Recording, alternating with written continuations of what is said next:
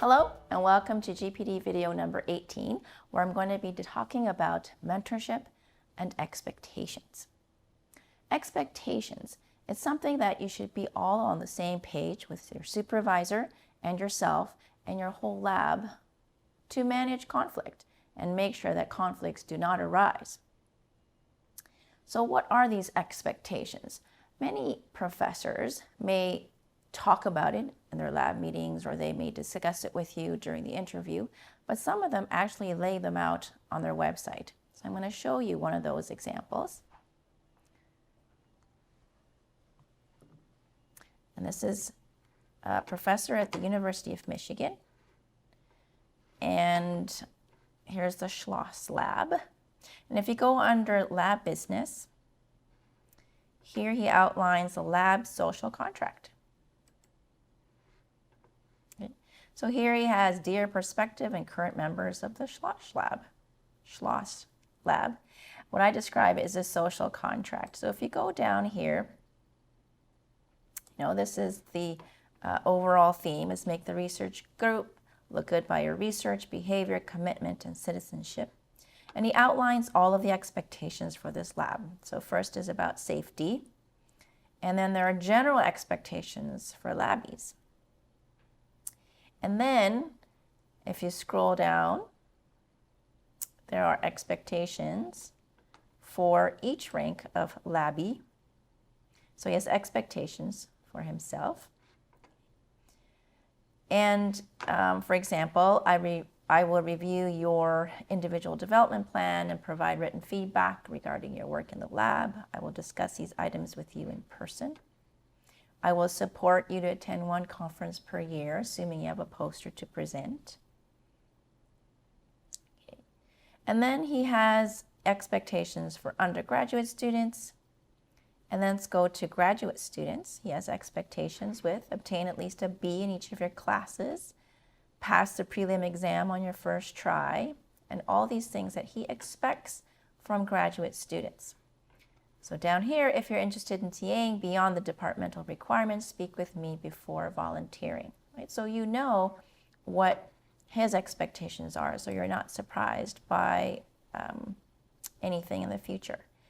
And he also has expectations for postdocs and staff as well. So he writes, I want you to succeed.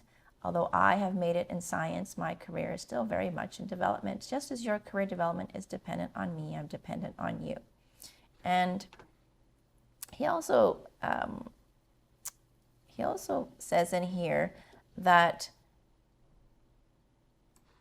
if you think I've broken these promises, then you have the right to call me on it.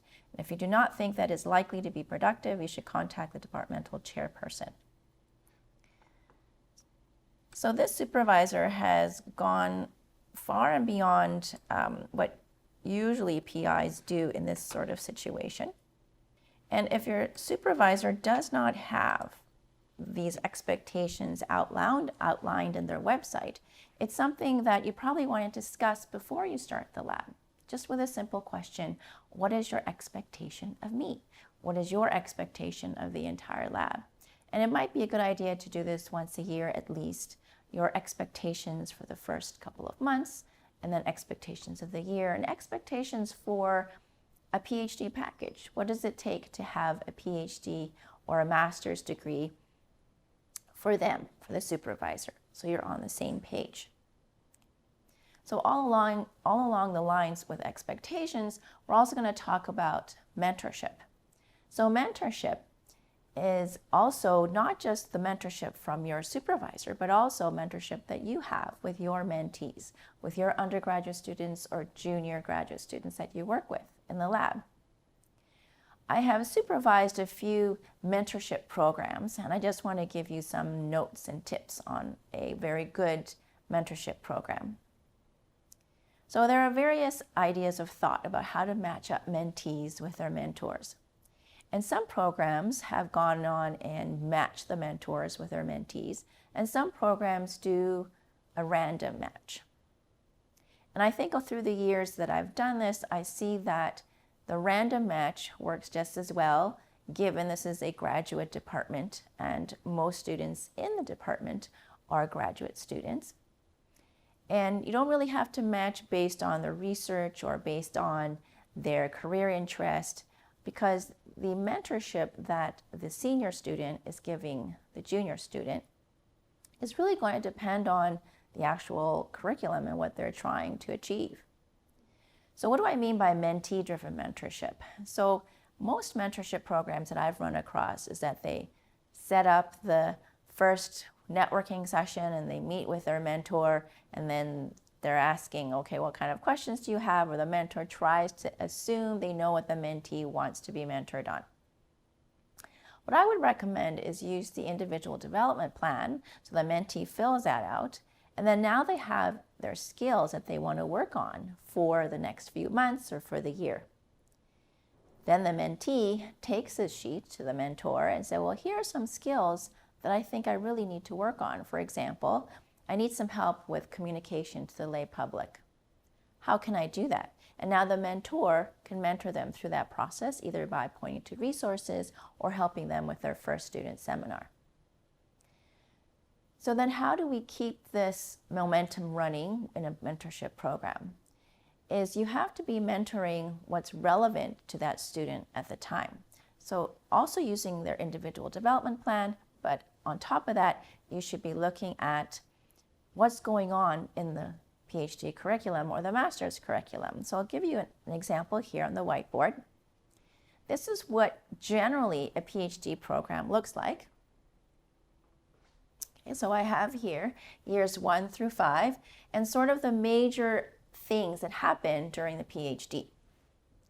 So for example, in the first semester of the first year, most students are going through rotations. So probably the first thing that's on their mind is how to choose a lab. So choosing a lab, what sort of skills can you work on as well? How do you ask the right questions to your potential supervisor about their mentorship and expectations? And